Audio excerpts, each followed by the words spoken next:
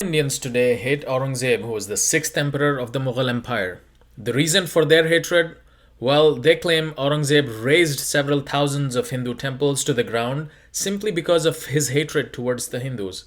They say he forced millions of Hindus to convert to Islam and engaged in a genocide of Hindus. How shocking! Well, if only it was true. Is this hatred even justified? Is there even any truth behind this claim? Have these people even studied the life of this Mughal emperor? These are some of the questions you should be asking yourself if you find yourself hating Aurangzeb. Most of the time, people who hate him today have little to no knowledge of this historical emperor. Whatever knowledge they have is from ill informed sources that want to use the personality of Aurangzeb in their politics to build hatred for all the Muslims of India today and hence also develop a hatred for Islam. Aurangzeb never carried out or ordered a program of mass conversion of Hindus or anyone else for that matter. Talking about conversions, some people found compelling reasons to adopt Islam during that time.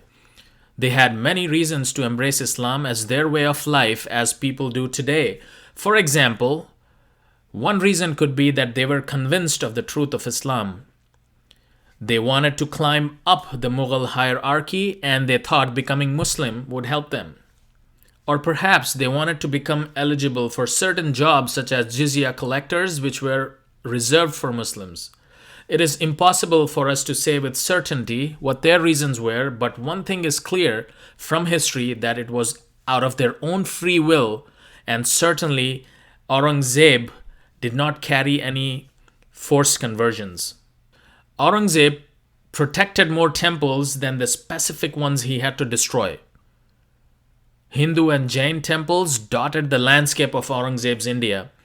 These religious institutions were entitled to Mughal state protection, and Aurangzeb, as a general rule, worked to ensure their safety and well-being. Audrey Truschke, in her recent book on Aurangzeb, says he issued dozens of orders that directed officials to shield temples from unwanted interference, granted land to Hindu communities, and provided stipends to Hindu spiritual figures. In ninth year of his rule, he sent a farman, a princely order, to the Umanand temple at Guwahati in Assam, confirming an earlier land grant and the associated right to collect revenue. In the year 1680, he directed that a Hindu ascetic who lived on the banks of the river Ganges be left free from harassment. In 1687, he gave land on a ghat in Banaras to Ramjivan Gosain to build houses for Brahmins. In 1691, Aurangzeb granted a huge piece of tax-free land on Mahant Balak Das Nirvani of Chitrakoot to support the Balaji temple. And the list goes on. Not only scholars such as Audrey Truschke, but even Hindu historians from India agree to these claims. Aurangzeb sent a princely order, also known as Nishan, to Rana Raj Singh, a Hindu Rajput ruler of Mewar in 1654. Quote, "Because the persons of great kings are shadows of God, the attention of this elevated class, who are the pillars of God's court, is devoted to this, that men of various dispositions and different religions, mazahib, should live in the vale of peace and pass their days in prosperity, and no one should meddle in the affairs of another." Aurangzeb promised to turn back on many un-Islamic practices once he ascended the throne. In Aurangzeb's eyes, Islamic teachings and the Mughal traditions enjoined him to protect non-Muslim temples, their religious sites, and their holy men. In the same order, he condemned any king who resorted to bigotry as guilty of, quote, "raising God's prosperous creations and destroying divine foundations," unquote. Aurangzeb issued an imperial order, Farman, to local Mughal officials at Banaras that directed him to halt any interference in the affairs of local temples. Aurangzeb took action against the harassment of Hindu residents of Banaras and nearby places. He ordered his officials saying, quote, "You must see that nobody unlawfully disturbs the Brahmins or other Hindus of that region. so that they might remain in their traditional place and pray for the continuance of the empire, unquote. In India during Aurangzeb's time, temples had a religious as well as a political status.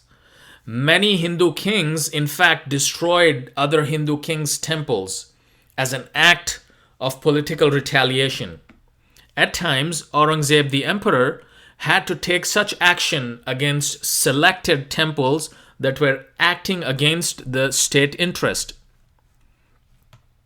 As we can see, most of the temple destructions happened in the Rajasthan area where the Rajputs were engaged in ongoing political struggle against Aurangzeb. Here's an advice given by a Muslim jurist at the time of Aurangzeb. Quote, "It is not lawful to lay waste ancient idol temples, and it does not rest with you to prohibit ablution in a reservoir which has been customary from ancient times." Unquote.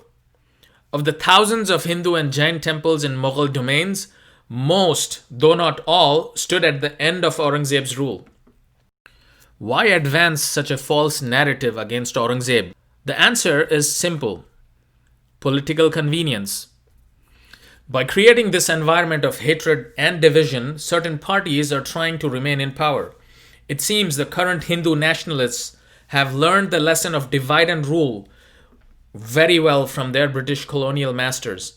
They try to portray the Muslim rulers as colonial, but in fact, these Hindu nationalists have become more colonial by adopting the British tactic of divide and rule to break the true power of India, which is in its diversity.